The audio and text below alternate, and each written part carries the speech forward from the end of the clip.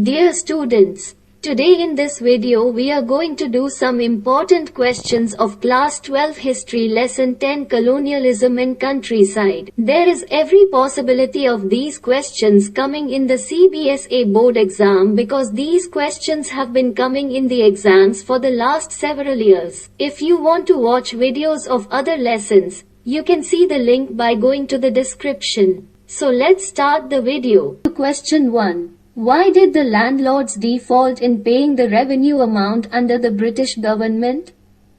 Give any two reasons. Answer.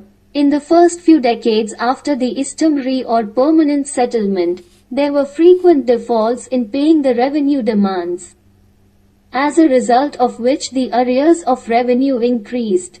The following were the two main reasons for this failure of the landlords. 1. High initial demands. When the permanent settlement was introduced during the time of Lord Cornwallis, initially the revenue was imposed because the British government was of the view that later, due to the increase in prices and expansion of cultivation, the landlords will not be able to increase the income of, therefore, he kept the revenue demand high in the beginning and argued that in the future, the increase in production and prices would reduce the revenue burden on the zamindars. 2. Reduction of prices in the 1790s. The revenue was fixed in the 1790s. Due to the low prices at that time, it was difficult for the ryots, peasants, to pay their dues. Thus the zamindar himself could not collect the revenue from the ryot. He was unable to pay the stipulated amount to the company. 3. The revenue was unequal. Whether the crop was good or bad, it was necessary to pay the revenue at the right time. 4. Provision of auction of zamindars. If the revenue was not paid on a fixed date as per the sunset method, law, then the zamindari could be auctioned. 5. The Istamri settlement initially limited the power of the zamindar to collect revenue from the ryots and manage his zamindari. Question 2. How was the power of the zamindars of Bengal controlled by the East India Company during the 18th century? Explain. Answer. The company took the following steps to control, regulate, curb the power of the zamindars and limit their autonomy. 1. The military units of the zamindars were disbanded. 2. Customs duty abolished. 3. The zamindars' courts were placed under the supervision of a collector appointed by the company. 4.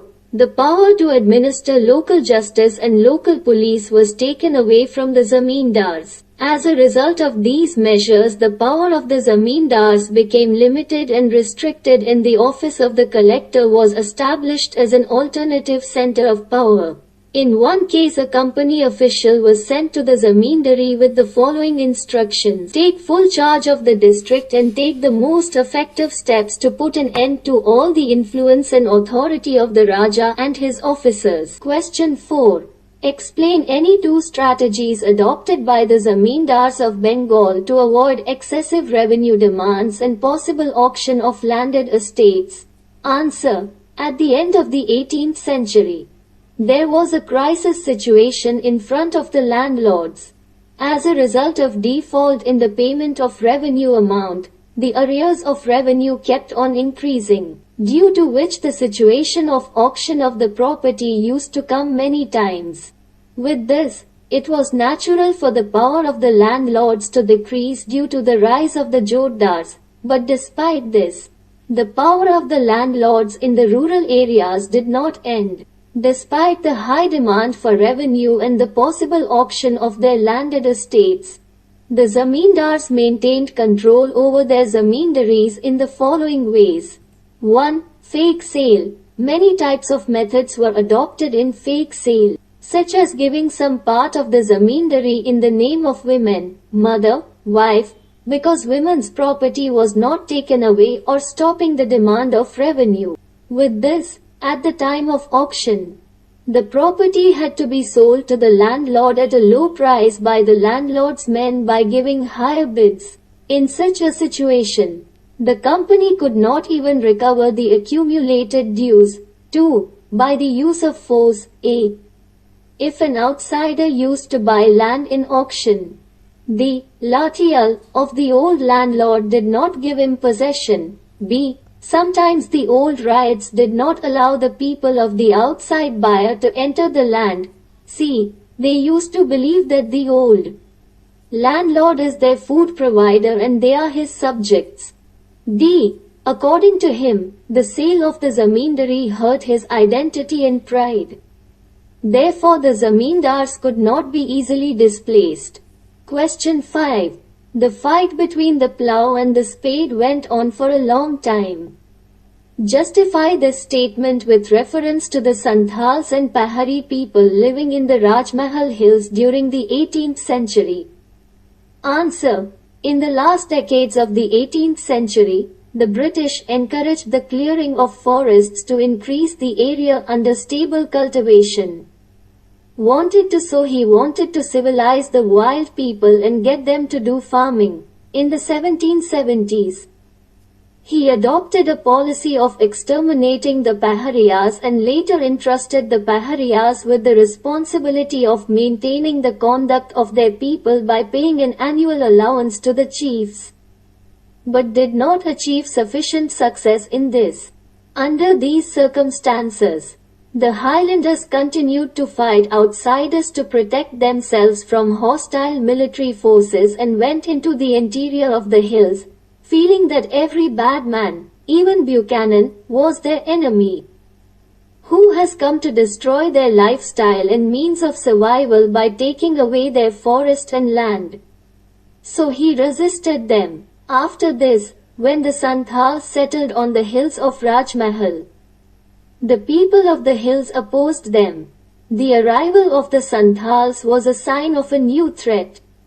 The Santhals were pouring into their territory in large numbers, clearing the forests, cutting timber, plowing the land, and growing rice and cotton. Since the Santhals had captured the lower hills, the Paharias had to move further back to the Rajmahal Hills. Paharia people used to do June farming. For this they used spade. That is why spade is considered a symbol of the life of the hills. On the contrary, the Santhals used to plow for farming, so the plow is considered a symbol of their power. That is why the battle between the hills and the institutions was a battle of spade and plow which went on for a long time. Question 6. What was Damin-i-Koh? Why did institutions resist the British during the 18th century? Answer. Around the 1780s, the British decided to establish permanent agriculture in the foothills of the Rajmahal Hills. When he failed to settle the Paharia people at one place, he prepared the Santhals to settle in the foothills of the Rajmahal by giving them land. By 1832, a large tract of land was christened as Damin-i-Koh. It was declared the land of Santhals. They had to stay within this area and do farming by plowing and become permanent farmers. B.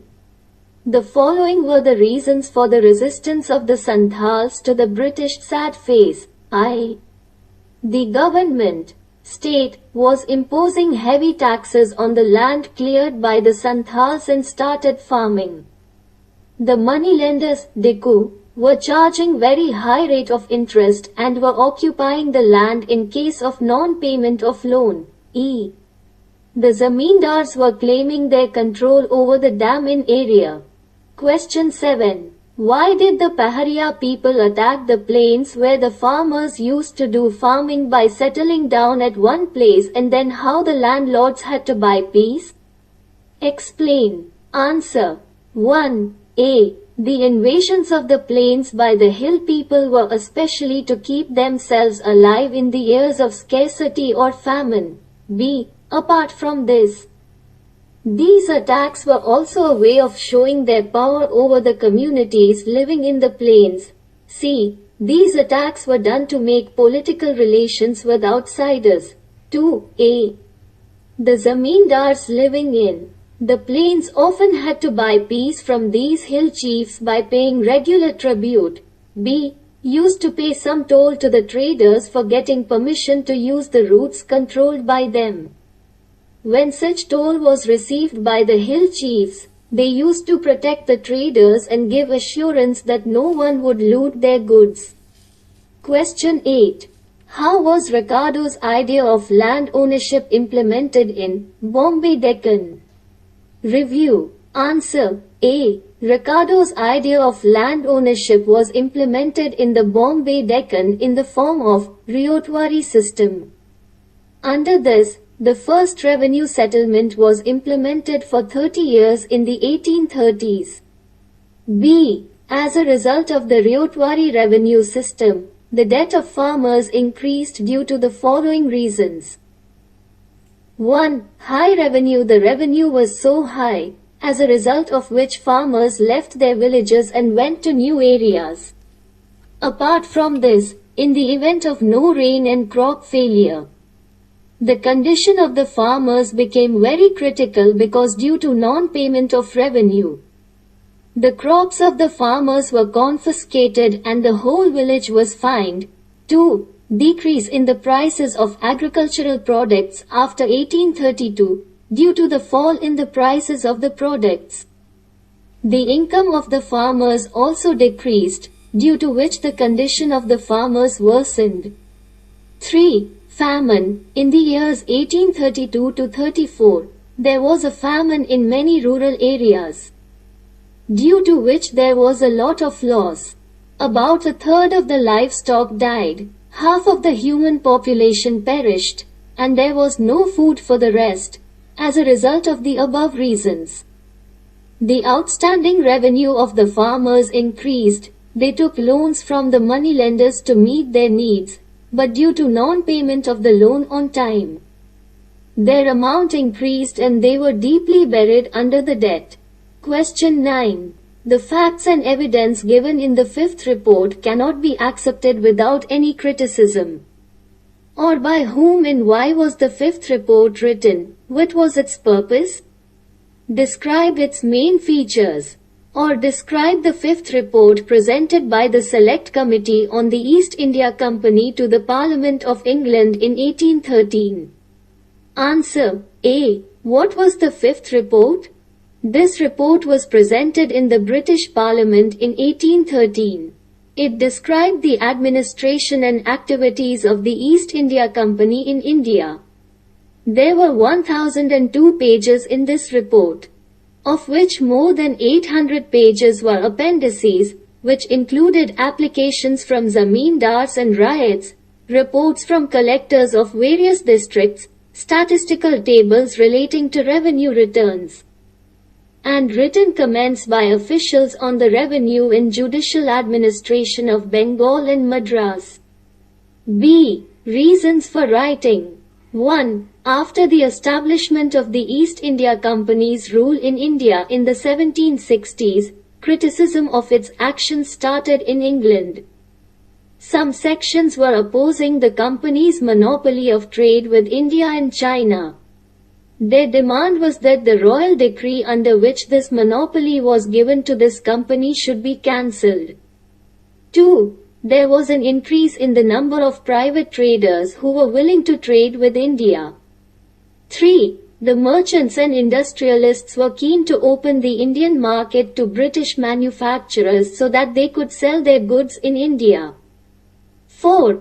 Many political groups were of the view that only the East India Company was getting the benefit of Bengal conquest and not the entire British nation. 5. Information about the misrule and disorganized administration of the company was being received in England and it had become a matter of discussion. Newspapers described the company's activities in detail so that the British Parliament passed laws to regulate the company's rule in India. C. Consequences. 1. As a result of the above reasons, several acts were passed in the last decades of the 18th century under which the company was forced to send its reports regularly regarding the administration of India. 2. Several committees were appointed to investigate the work of the company. The fifth report was a report that was prepared by a committee. On the basis of this report, the working of the company was discussed in the parliament. D. Significance. The fifth report is an important source. In this, information about the events of rural Bengal is received. But this report cannot be considered completely true because the writers who wrote it were not free from bias. He was critical of the actions of the company. He wanted to regulate and control the power of the company. This report cannot be accepted without criticism because it describes the decline of the traditional zamindari power in a very exaggerated way. In practice, the fall of the zamindars was very less because the zamindars were able to save their zamindari in one way or the other. There were options of zamindaris.